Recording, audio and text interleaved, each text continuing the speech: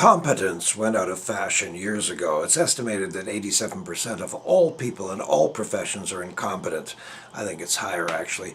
I think that's a very generous assessment. If you were ever fortunate enough to find a good butcher, barber, accountant, plumber, auto mechanic, doctor, or dentist, I say cling to this rarity like a clam clings to an expensive Indian carpet. There are certain occupations that almost automatically preclude decent delivery. Theatrical agents and lawyers float quickly to the top of that list, and no wonder they're the butt of endless jokes.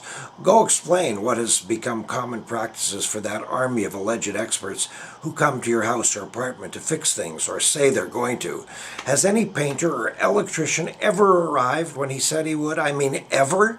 I keep a nitroglycerin spray nearby at all times in case such a person actually did show up and I went into cardiac arrest. Talk about shock and awe.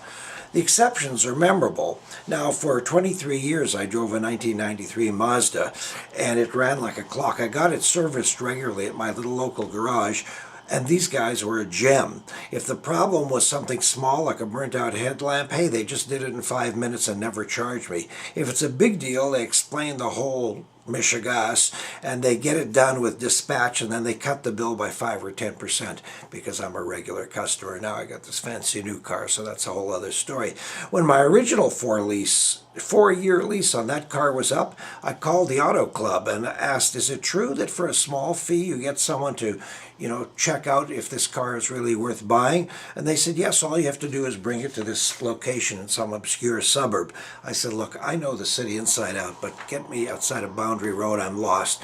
And the lady said, no problem, Mr. Burner. We'll be at your door at 8:30 tomorrow morning. Just give our guy the keys and he'll come back in 90 minutes with a full report.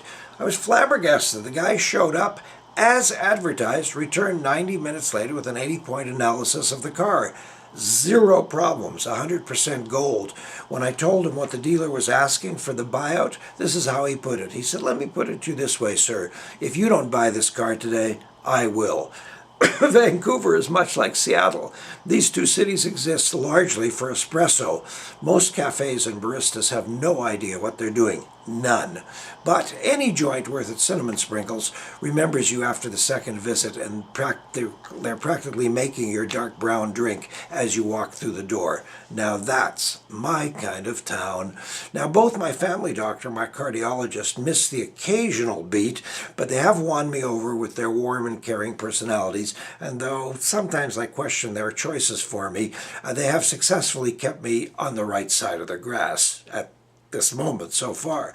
And family doctors and famous cardiologists are not the easiest things to come by these days, so there are some incompetencies up with which I still must put.